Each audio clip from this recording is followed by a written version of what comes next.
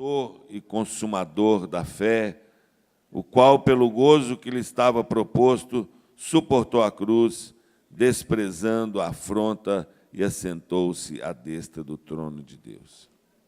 Senhor, o Senhor tem falado tanto conosco. Muito obrigado, porque o Senhor é um Deus que fala. E eu peço a Deus que o Senhor, ainda, Deus, fale conosco agora também através da Tua palavra. Em nome de Cristo, amém. Eu queria rapidamente conversar com vocês sobre a carreira que nos está proposta. Como é que nós temos que correr essa carreira que nos está proposta? O escritor da carta aos Hebreus, a gente não sabe exatamente quem foi, mas eu acho que foi o apóstolo Paulo. O apóstolo Paulo, ele nos dá aqui algumas dicas de como é que se corre a carreira que nos está proposta. Em primeiro lugar, nós temos que entender que nós temos que fazer uma escolha. Uma escolha. Jesus disse que ninguém serve a dois senhores. Ou vai servir um e desagradar outro, ou vice-versa. Ninguém pode servir a Deus e as riquezas, a mamon. E quando nós fazemos a nossa escolha, nós temos uma carreira para correr. Não é verdade? E aí, Glaucio, arruma uma aguinha lá para mim, por favor. A gente tem que escolher a carreira. Nós vamos servir a Deus ou a mamon? Eu fiz essa escolha. Você já fez a sua escolha? Muito bem. Só que nós temos que, periodicamente, olhar para dentro de nós mesmos para ver como é que estamos indo nessa escolha. Servimos a Deus ou a riqueza? Porque, gente, vamos pensar aqui, a coisa é muito complexa, é muito complicado essa questão dessa escolha. Sabe por quê? À medida que nós vamos vivendo, nós temos que fazer escolhas todos os dias, não é verdade? Todo dia a gente tem que fazer escolha, decisões. Todo dia. Um dia você decide se submeter a Jesus Cristo. Você decidiu se entregar a Cristo. Obrigado. Você tomou uma decisão. Você falou com Jesus, sim, eu me submeto. À medida que nós nos submetemos a Jesus e o convidamos para ser o Senhor da nossa caminhada, a vida fica muito complicada.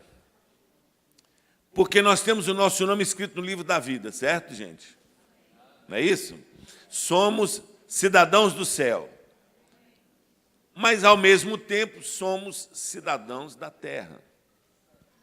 E aí, como é que a gente caminha? Como é que a gente vive nesse mundo que jaz no maligno? Esse mundo, gente, jaz no maligno. Não é isso? Acontece que esse maligno, essa entidade, se manifesta no sistema por mamon, que é o dinheiro elevado à categoria de Deus. E a palavra diz que o amor ao dinheiro é a raiz de todo mal. Como é que a gente lida com isso? Porque nós não temos conta para pagar no final do mês. A gente tem que pagar a escola de menino, levar menino no médico, fazer compra no supermercado. É ou não é? Agora, nós somos cidadãos dos céus. Dentro de um contexto que jaz no maligno, onde o dinheiro é o que movimenta, é o combustível desse sistema. E a gente tem que tomar decisão todo dia, né? Então, você é cidadão do céu, mas é cidadão da terra, tem que tomar decisão todo dia. O que move o sistema é o dinheiro. Os princípios, os valores do sistema movido por Mamon são antagônicos aos princípios e os valores do reino de Deus. Estão entendendo, gente? Nós estamos debaixo de um senhorio, que é o senhorio de Cristo. E esse reino, ele tem um conjunto de normas, de valores, que são antagônicos aos princípios e aos valores do sistema do maligno que é gerenciado ou que tem como combustível Mamon, o dinheiro. Só que a gente precisa do dinheiro para pagar a conta de luz no final do mês. A gente precisa do dinheiro para poder fazer a compra do supermercado. Não é complicado, gente? E a gente tem que tomar decisão todo dia. E aí, quando você decide levar Deus a sério mesmo, quando você fala assim, eu vou levar Deus a sério, eu vou me submeter a Jesus, você vai bater de frente com esse sistema. E a sua vida vai virar uma confusão. Mas uma confusão boa, porque vai te levar para mais perto de Deus. Você vai olhar para dentro da sua vida e considerar esses princípios e valores, vai se olhar e vai falar assim, puxa vida, eu tenho que melhorar nisso, naquilo, naquilo, naquilo. E aí vem o escritor da carta aos Hebreus, o apóstolo Paulo, na minha opinião, dizendo que nós estamos nessa carreira. E ele nos dá aqui algumas dicas preciosas para a gente cumprir bem essa carreira, completar essa carreira. Ele começa dizendo, portanto, nós também, pois que estamos rodeados de uma tão grande nuvem de testemunhas.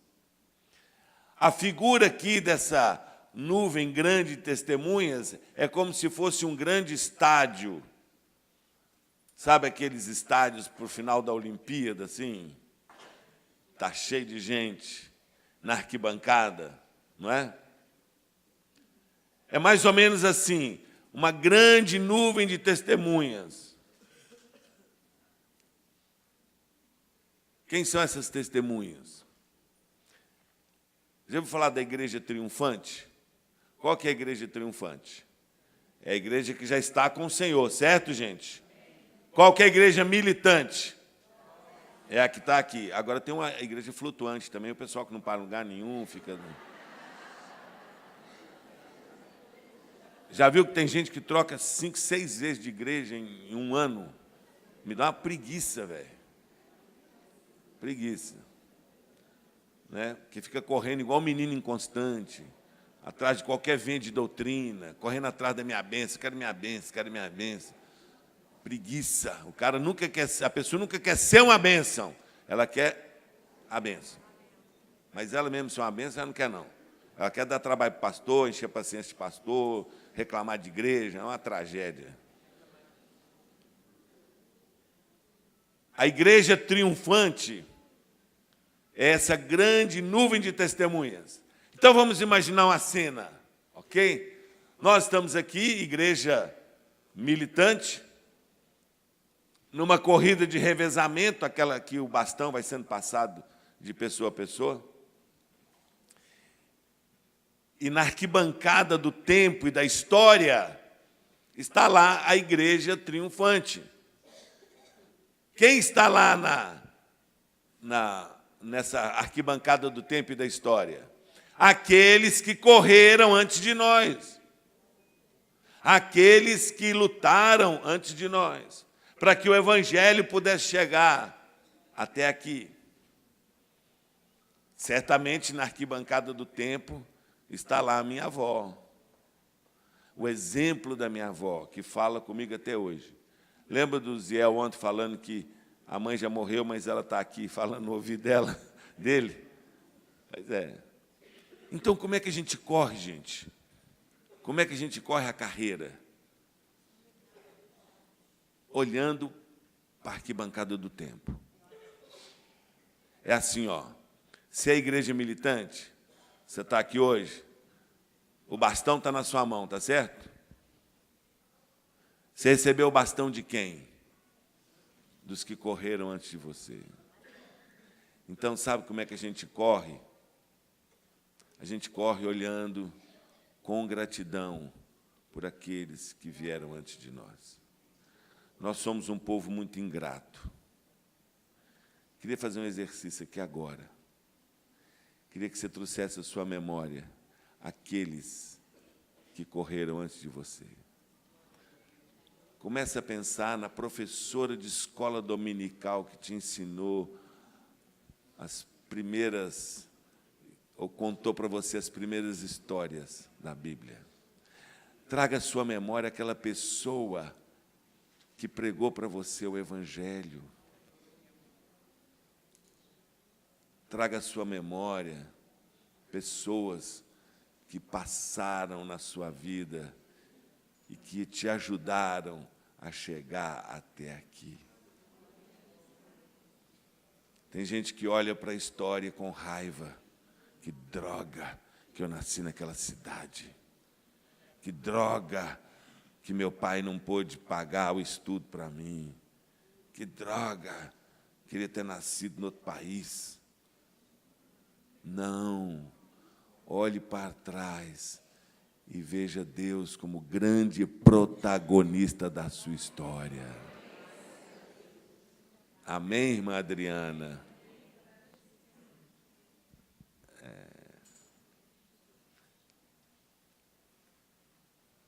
Olha para a sua história e veja Deus na sua história. Todo ano que eu venho nas Débras, eu tenho que lembrar da minha avó, né? Que me ensinou as sagradas letras. Né? Como é que eu posso olhar para a minha história e não ver Deus na minha história? E hoje, quando eu estou aqui correndo, e no dia que eu amanheço desanimado, tem dia que você amanhece desanimada? Querendo chutar o pau da barraca. Hein, doutora? Não quero levantar hoje, não. E nesse dia, quando você acha que não vai aguentar mais, que não tem mais jeito, eu faço o seguinte, eu olho para a arquibancada do tempo, para a nuvem de testemunhas, e eu vejo a minha avó. Eu vejo a minha avó falando, não, meu filho, Deus te abençoe da cabeça aos pés. Não, meu filho, vamos lá. Na arquibancada do tempo e da história estão aqueles que correram antes de mim e que me ajudaram.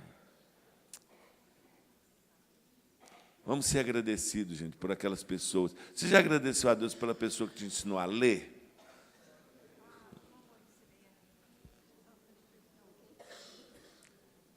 Já agradeceu a Deus pela pessoa? Por exemplo, eu sou muito agradecida a Deus, porque mesmo assim, sendo uma família pobre, a minha mãe nunca deixou de pagar os meus estudos, ou me matricular na escola pública.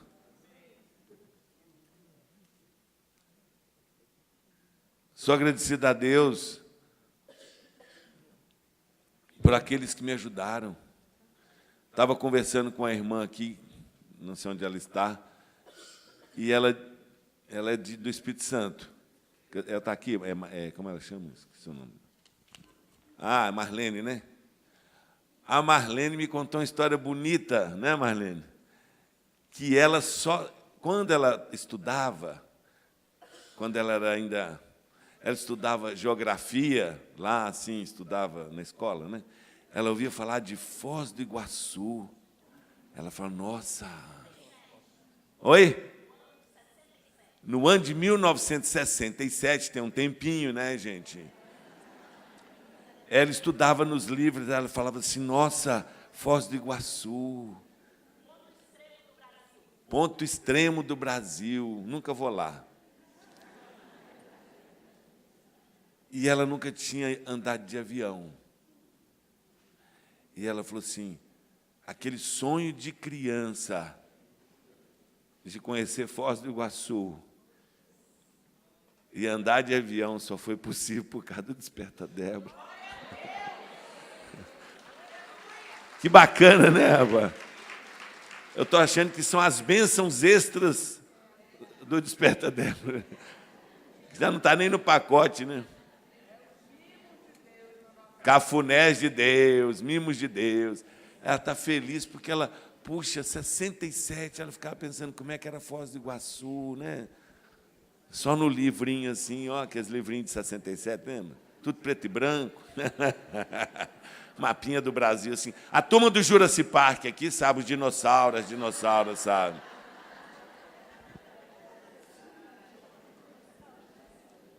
Seja agradecida a Deus pela sua história. E veja Deus como o grande protagonista da sua história. E quando você estiver desanimada, você vai olhar para a grande nuvem de testemunhas, aqueles que vieram antes de nós. Amém, gente? É assim que a gente corre essa carreira. Mas interessante que aqui está no plural, né? Estamos rodeados. Nós estamos envolvidos numa corrida, mas não é uma corrida eu contra você. É uma corrida de revezamento. Ou seja, se o bastão cair, todo mundo perde. Não apenas um vai perder. Não estamos um contra o outro. Não. Maior é aquilo que nos une do que aquilo que nos separa, gente. Já viu que, infelizmente, a gente deixa que o secundário venha nos dividir? Ah, não, porque na minha igreja a gente mergulha e na sua igreja é com spray. E daí? E daí? Ah, porque na minha igreja é cálice comum, na sua igreja é um pedacinho de pão e é um... E daí? Na minha igreja é vinho mesmo, na sua é suco de uva. Na minha igreja levanta a mão, na sua enfia a mão no bolso. E daí, gente? Isso é tudo secundário. Porque tem gente que gosta de camisa discreta. Aliás, eu vim com a homenagem, eu tenho uma camisa das camisas. Não sei se você observou. É, o bagulho é doido, velho. O bagulho é doido. A camisa das camisas. Ah, e essa ninguém tem, velho. Essa é... Nem Jeremias, nem ninguém. Arrasei. A camisa das camisas.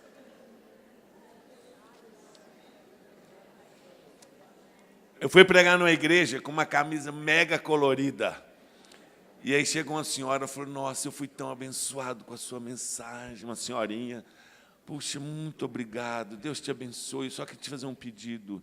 Da próxima vez você pode vir com a camisa menos divertida? Eu não entendi. Por quê? A senhora vai ser mais abençoada ainda se a camisa for menos divertida? É porque um gosta de camisa colorida e o outro gosta de camisa cinza, tom pastel. E daí? Que diferença isso faz, meus irmãos? Minhas irmãs? Maior é aquilo que nos une. O que nos une, gente? O sangue do Cordeiro nos une. A missão nos une. Mas teologia não une. Denominação não une. O que une é o sangue do Cordeiro. Nosso nome está escrito no livro da vida. Agora, se o outro vai de chinelo ou vai de... vamos para frente. Como é que Jeremias ensinou? A vida é breve e a gente tem que viver melhor. É um negócio mais ou menos assim, né? E não vamos gastar tempo com essas coisas. Então, gente, como é que eu corro essa carreira? Olhando para a arquibancada do templo, o exemplo daqueles que correram antes de mim. Mas eu olho também, eu corro também olhando para aquele que está do meu lado. Porque se um ficar doente, todo mundo sofre. Não é verdade? Se um estiver machucado, todo mundo está dolorido, porque nós precisamos uns dos outros. E maior é aquilo que nos une do que aquilo que nos separa. Maior do que as nossas diferenças é a nossa missão. E uma das coisas encantadoras no Desperta Débora é porque quando se assenta aqui, não tem raça, não tem posição social, não tem juíza de direito, não tem médica, não tem ninguém. Todo mundo é igual aqui, louvado seja o nome do Senhor. Todo mundo é mãe guerreira, intercessora, é homem de coragem, unidos na missão de levantar uma geração compromisso. E não tem assembleiano, não tem presbiteriano, tem um povo lavado e remido no sangue do Cordeiro. Então, a gente corre essa carreira olhando para a arquibancada do tempo, mas olhando também para aquele que está do meu lado, porque nós precisamos uns dos outros para sermos bem-sucedidos no cumprimento dessa missão. É bobagem, gente, achar que nós vamos cumprir a missão sozinhos. Não vamos. Tem gente que fica numa bobagem, achando que tudo que Deus vai fazer na terra, primeiro vai fazer na igreja dele, para ver se dá certo. Não existe isso, porque a minha igreja... Hoje é domingo, certo, gente? Tem muita igreja reunida aí, não tem? No Brasil e no mundo. Deus está aqui? Mas Ele está só aqui? Ao vento,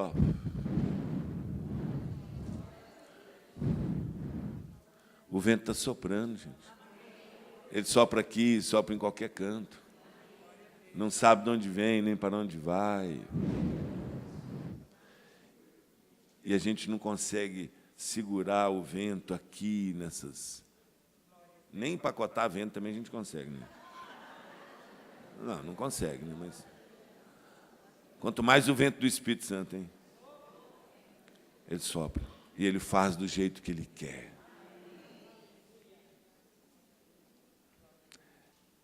A minha netinha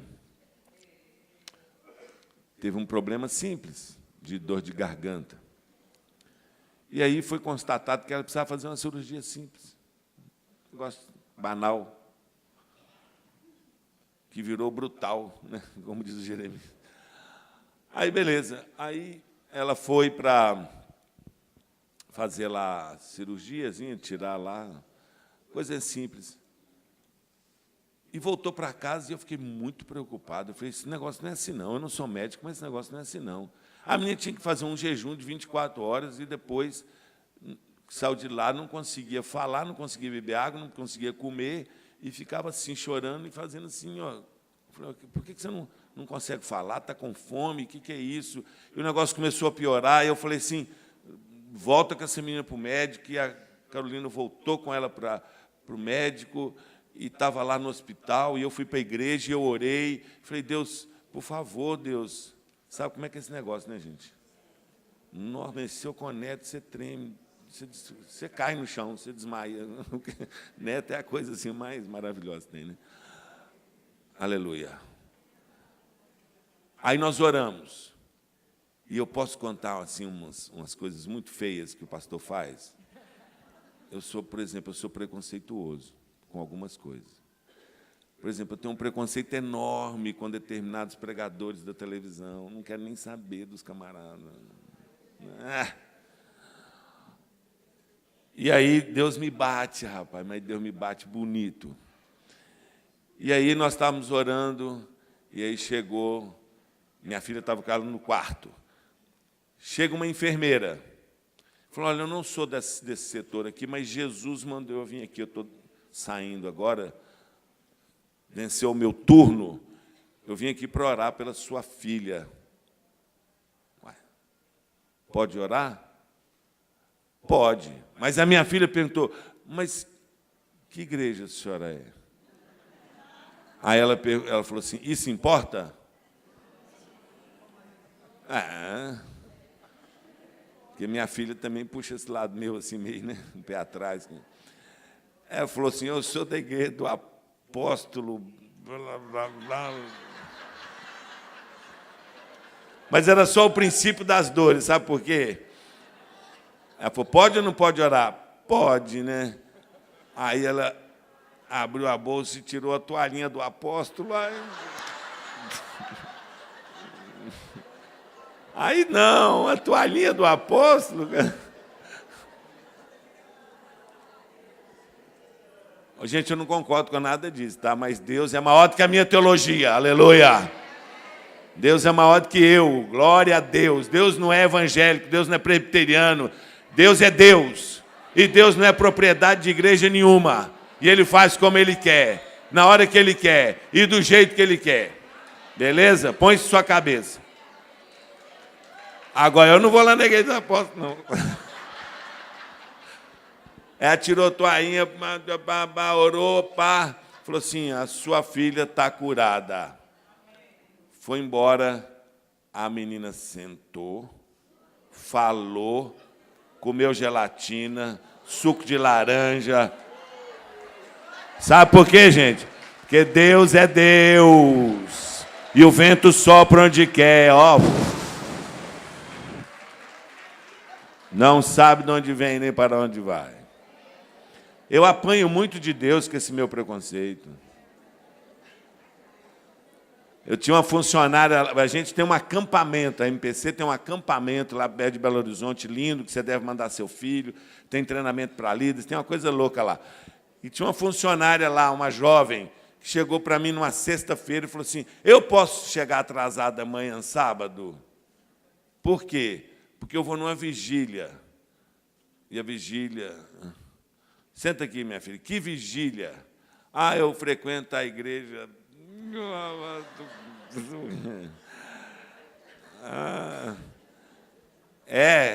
Senta aí. A primeira surra veio quando eu perguntei para ela, como é que é essa vigília? Ela falou assim, você nunca foi numa vigília, não sabe como é que é, não? Toma! Eu falei, não, é o seguinte, não, mas conta aí. Ela falou, não, é porque a gente começa 11 horas e quantos jovens vão nessa vigília? 3.000. Aí eu lembrei que a porta dessa igreja fica aberta 24 horas e que numa sexta-feira à noite, se você procurar uma igreja da minha denominação aberta 11 horas, com os pastores lá, o único pastor que você vai achar é um pastor alemão que solta lá para...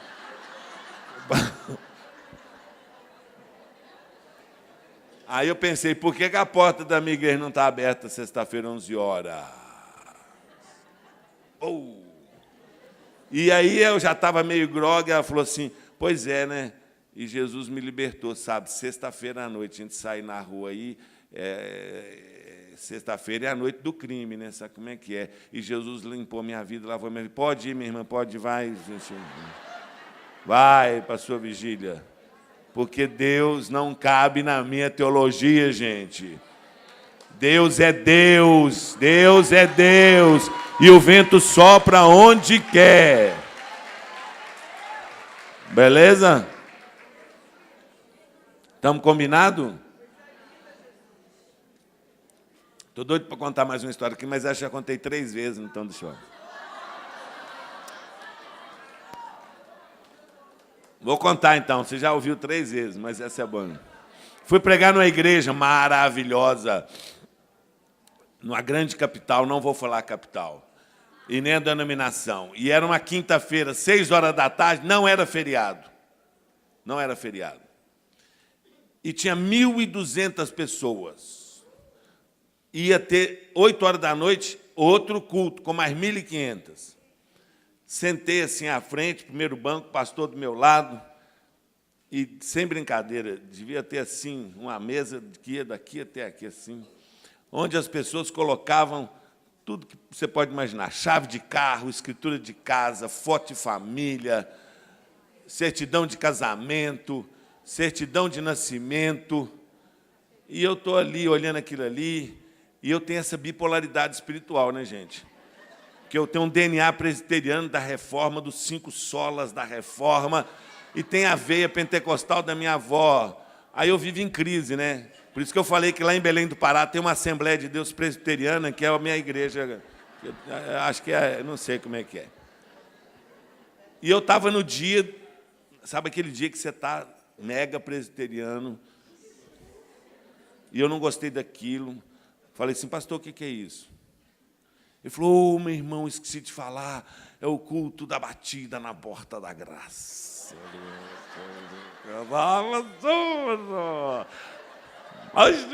Eu falei, como é que é, pastor? Como é que funciona? Não, a pessoa vem 3 vezes, 3 quintas-feiras, bater na porta. Bater e abrir se eu vou usar. Na 3ª batida, na 3ª quinta, ela recebe a bênção. Ai, ai, ai, ai. Pelo amor, o que eu estou fazendo aqui?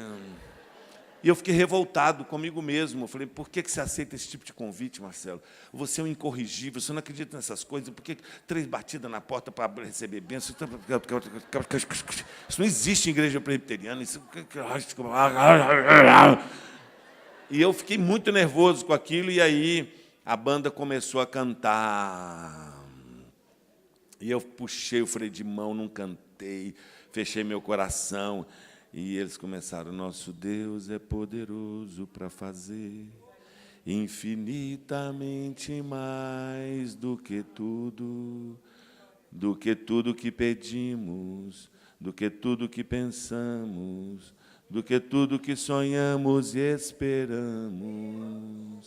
Nosso Deus é poderoso para mudar situações que nos afligem todo dia. Nessa hora eu falei, caramba, todo dia eu tenho uma aflição. Você não tem, não, Simão? Todo dia, tem dia que eu tenho 3. Mas eu não estava cantando, não, sentado, coração fechado. Ele faz o impossível, ressuscita até os mortos, não há nada que o possa derrotar. Lance sua rede ao mar, creia na palavra de Deus, sinais e maravilhas Ele hoje vai fazer. Aí Jesus falou assim comigo, por que você está assim, Marcelo? Eu falei, porque é um absurdo, Senhor. É um absurdo, esse negócio de 3 batidas na porta da graça, que não é uma conversa. Aí Jesus falou assim, deixa o povo bater. Falou, Marcelo, você acha que eu estou com o arcanjo Miguel aí, com a lista de presença? Faltou uma quinta-feira, não vai receber a bênção? Não, isso é invenção do pastor. Eu estou olhando para o coração das pessoas.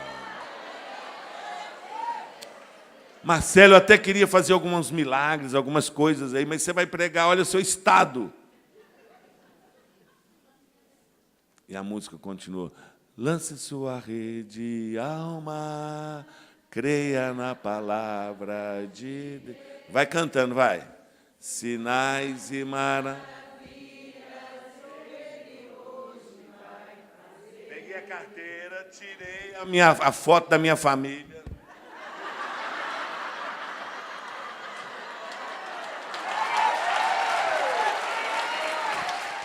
Sabe por quê? Porque Deus é maior que a minha teologia, gente. Olha, eu sou pastor de uma igreja chamada Comunidade Presbiteriana Central. Lá não tem batida na porta da graça. Eu não invento esses negócios lá, não. Mas Deus é maior, gente. Deus está olhando para o coração das pessoas. Coloquei a foto da família lá. O pastor percebeu minha luta espiritual. Foi lá, colocou a mão. Falei, isso, Deus, faz tudo do jeito que o Senhor quiser. Porque o mesmo Deus que sopra aqui, está soprando aí. Não coloca Deus dentro de uma caixinha, não, gente. Tem gente que acha assim, Deus só vai fazer assim, porque fez com a minha avó assim, com a minha tataravó, com o meu avô. Não, não, não, não, não. Ele faz do jeito que Ele quer. Você lembra quando Jesus falou assim, vai indo que eu estou chegando? Lembra? Era 6 horas da tarde, ele falou com os discípulos, pode ir. 3 horas da manhã, os discípulos estavam no meio do mar, enfrentando uma terrível tempestade, certo? Como é que Jesus foi encontrar com eles? Andando, gente. Jesus foi surfando sobre as ondas. Você acha que Jesus não surfou, não? Aqueles ondão? Ah, não! Quando os discípulos viram Jesus andando sobre as águas, é um fantasma. Porque se fosse Jesus mesmo, ia vir de barco. Esse negócio de andar sobre as águas é pós-moderno. Na época da minha avó só usava barco. Você entendeu, gente? Está entendendo? Que Jesus vem do jeito que quiser. Jesus podia vir voando e mergulhando, dar um mergulhão assim, de baixo, cheguei. Podia? Ele podia vir andando de barco. Ele vem do jeito que ele quer. Só que você está esperando Jesus só de um jeito. Aí ele vem andando, surfando, você fala, não, isso é fantasma, porque Jesus só vem de barco. Aí você perde a bênção, acha que é fantasma e pronto, foi embora. Não coloque Deus numa caixinha. Deus não cabe na sua denominação, não cabe na sua igreja, nem na sua cabeça. Nem no sistema evangélico. Deus não é evangélico. Deus não é nem cristão. Cristianismo tem 2000 anos. Quando Moisés perguntou assim, eu vou falar com o faraó o quê? Fala que o eu sou te mandou. O eu sou cabe dentro do cristianismo? Gente? Não, gente. Não. Pois eu não falei com vocês aí, eu acho que eu falei em algum lugar aí, que eu batizei uma menina se converteu na minha igreja porque foi na cartomante. A cartomante é usada por Deus, aleluia. A menina foi desesperada, 18 anos de idade, pensando em suicídio na cartomante. A cartomante jogou as cartas, ela falou assim, minha filha, aqui não resolve o seu problema, procura na igreja. Ela, desesperada, abriu, naquela época tinha catálogo telefônico, aqueles negócios. Ela abriu na letra I de igreja, pôs o dedo assim, caiu o endereço da igreja. Ela foi lá numa quarta-feira e se entregou a Jesus. Deus usa cartomante. Deus usa quem quiser. Não, a cartomante nunca. Você é boba, senhor. Você é boba. Deus usa quem quiser. Ele é Deus. Amém, gente? Amém. Finalmente, o texto fala que nós devemos nos desembaraçar de todo o peso e do pecado. Essa partícula aditiva aí, e, significa que Paulo está falando de duas coisas distintas. Peso e pecado. Qual a diferença de peso e pecado? Pecado é errar o alvo, pecado é desobedecer a Deus, etc, etc, ok? Pecado, digamos que é o escrachado, peso é o sutil. Peso é aquilo que não é pecado, mas pode se transformar num embaraço na sua vida. Por exemplo, casa própria é pecado? É bênção. Mas pode ser um peso? Carro novo é pecado? Mas pode ser um peso. Vou pegar mais pesado ainda. Um curso superior é pecado? Mas pode ser um peso. Pode ser um embaraço. E Paulo fala que você tem que se desembaraçar. Claro que do pecado, que é o escrachado, né? Que é a desobediência, mas do peso, que é sutil. É assim, ó. Quem tem uma casa própria, levanta o braço. Fica com o braço levantado. É bênção, faz assim, ó. Não é bênção? É bênção. Aí você ora, está no aluguel, Deus dá uma casa própria. Ô, glória! Agora você não pode mais ir na reunião do Desperta Débora, não pode fazer mais nada, porque aquela casa é o Senhor da sua vida. Não é mais uma casa que veio pela graça, é uma desgraçada casa. Que é um estorvo na sua vida. Sábado nem pensar. Sábado é o dia de limpar. Meu Deus, não é porque sua casa vai ficar suja, não, mas Tira essa casa do seu coração, ela é o Senhor da sua vida. Isso é um peso. Peso. Aí você quer ter uma casa na praia. Duas alegrias, uma quando compra, outra quando vende. Maior furada ter esse negócio de casa. Sítio, pelo amor, rapaz, você não faz mais nada. Sábado, sexta-noite, você já tem que ir para aquele negócio lá e ficar preso até domingo, 6 horas da tarde. Tomando conta de galinha e plantando couve. Não faz mais nada. Ah, não, nem que preguiça. E fazendo o quê? Isso, limpando, cozinhando para o povo comer e sujar, né?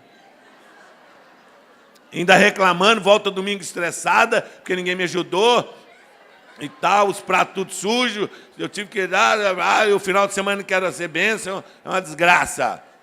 A família brigou, não sei o quê, porque tal. Por que você está rindo, filho? É assim a sua vida? É a história da sua vida, filho? Põe o sítio à venda, minha irmã. Fala, Deus, Jeová.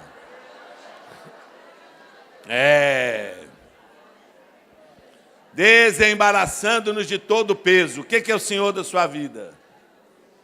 Tem gente que se embaraça, sabe em quê, gente? Em filho. Deixa eu falar aqui. Agora que o chicote come. Filho é bênção ou não é? Herança de quem? Aí vira você que está cuidando da herança do Senhor e fala, meu filho nunca vai para a obra missionária. Você está encomendando seu caixão. É caixão, filho. Nunca fique entre Deus e o seu filho. Ele mata você. Não seu filho, Deus. Os filhos não são herança do Senhor, gente? E tem mãe que ora assim, Deus, leva meu sobrinho para a obra missionária, mas meu filho não, Senhor.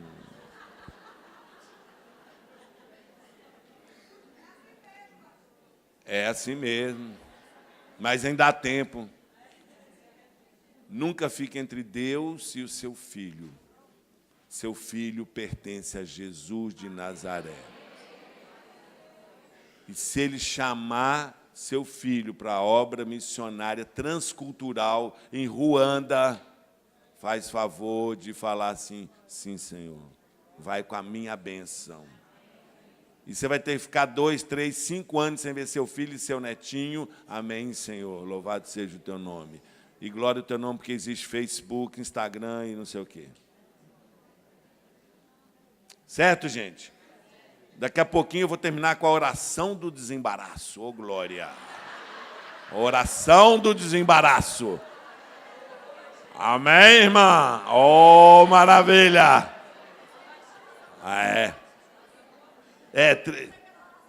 Três batidas. Agora. Vamos desembaraçar do peso.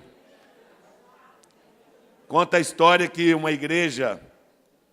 O pastor pregou uma mensagem assim e pediu o povo para entregar tudo para Jesus. Eles vieram entregar chave de carro, escritura de casa, tudo.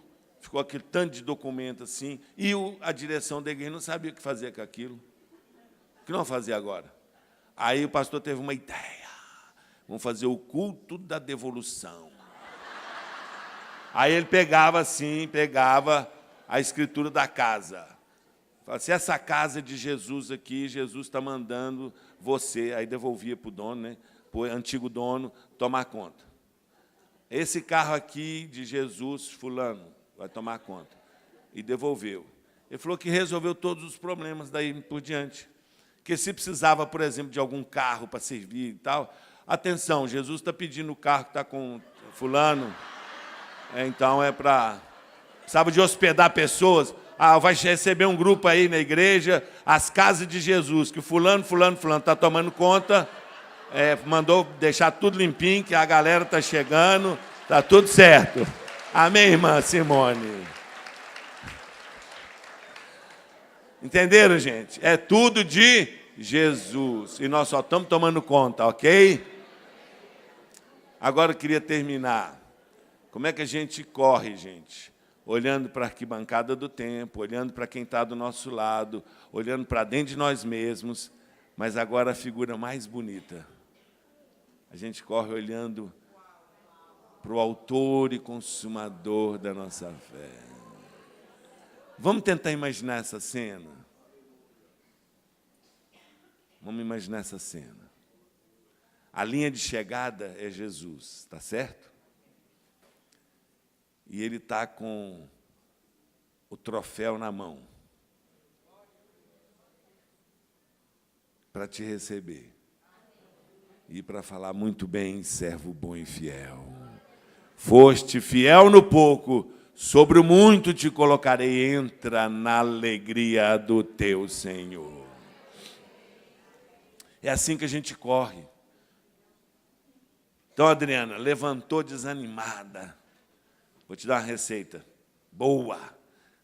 Levantou desanimada, ou nem levantou. Não levantou ainda. Aí você fala assim: como é que eu vou fazer hoje? Receita: 5 minutos olhando para a arquibancada do templo, lembrando daqueles que correram antes de você. E mais 5 minutos olhando para a linha de chegada. Lá atrás, você vai ver aqueles que cuidaram de você, dizendo: vamos lá, Adriano, vamos lá. É o exemplo deles que grita, entendeu?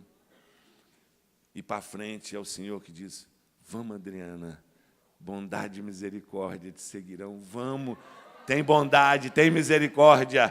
Tem uma dona lá na igreja, na outra igreja que eu era pastor, que eu nunca entendi por que era. Lembra, a tua vara e teu cajado me consolam? Eu não entendia isso. Ela falou: simples. Uma senhora velhinha, aquela sabedoria pura, cristalina, que não aprendeu no seminário. É assim: meu filho, o cajado é para buscar a ovelhinha, viu, Simone? Que se perde. E a vara é para bater no lobo. Pode levantar, Adriana,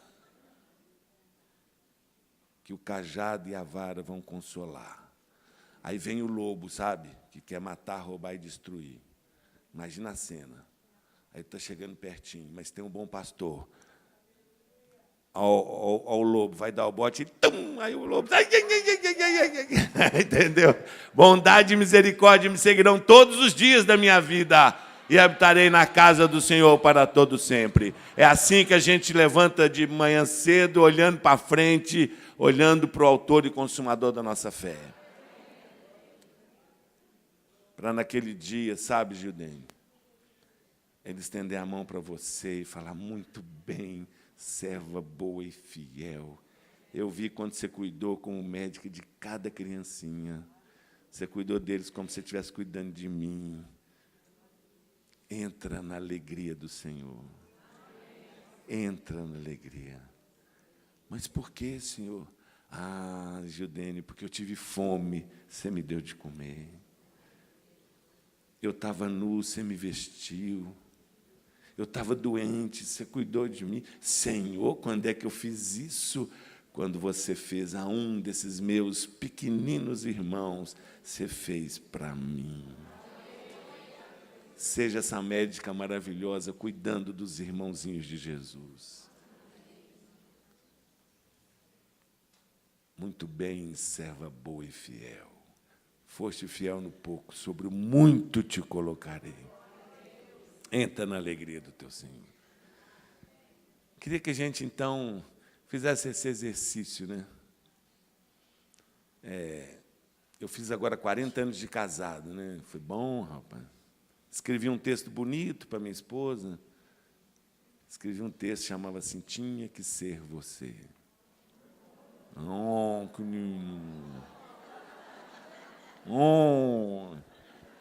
Ela gostou, ficou alegre, irmã, satisfeita.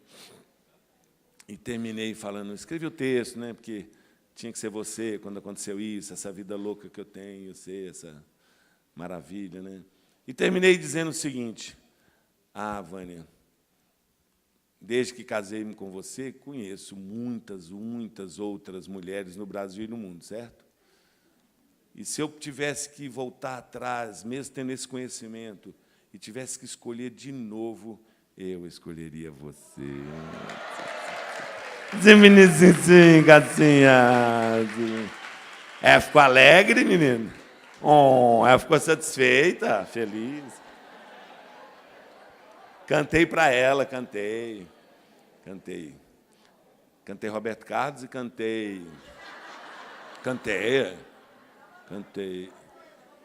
Eu vou dar a palhinha do outro. Foi assim como ver o mar, a primeira vez que meus olhos se viram no seu olhar. Não tive a intenção de me apaixonar, mera distração, e já era momento de se gostar. Quando eu dei por mim, nem tentei fugir do visgo que me prendeu dentro do seu olhar.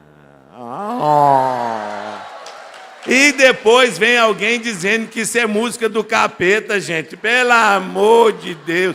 Capeta não escreve um negócio desse tão bonito. Isso é música de Deus, vindo do trono. Isso é lindo. Viu? Vamos quebrar esse paradigma também. Mas depois que o Jeremias falou do beijo de 10 segundos, eu cantar aqui nem nada, né? Ainda fez até a coreografia. Liberou geral. Esse Despertar Débora está muito moderninho, né? Mas, gente, cada dia que passa eu quero ser mais gente e menos candidato a anjo. Eu sou gente. Tá bom? E eu quero que vocês me conheçam como eu sou gente. Eu sou gente, como você é gente, como Jesus foi gente. E eu queria que a gente olhasse para o autor e consumador da nossa fé. Naquele dia 13 de maio de 1978, quando a Vânia disse sim, quando o pastor perguntou, foi um sim maravilhoso. Mas tem um outro sim muito mais maravilhoso. Muito mais. Viu, Adriano? Mais maravilhoso que o sim do Géder. Vai ser o sim de Jesus, quando ele falar para você, sim, Adriana, sim, sim, Simone, serva boa e fiel. Entra na alegria do seu Senhor. Amei, gente, amei. Leva essa para casa do Ziel Machado. Nunca tinha pensado nisso. Quem é fiel no pouco problema, sobre o muito problema, Deus vai colocar. Isso é maravilhoso. Nunca tinha pensado nisso. É igual o Senhor é meu pastor e nada me faltará, inclusive muitos problemas, aflições, tribulações. Gostei. Vamos encerrar com uma oração. Fica sentada mesmo aí, feche seus olhos.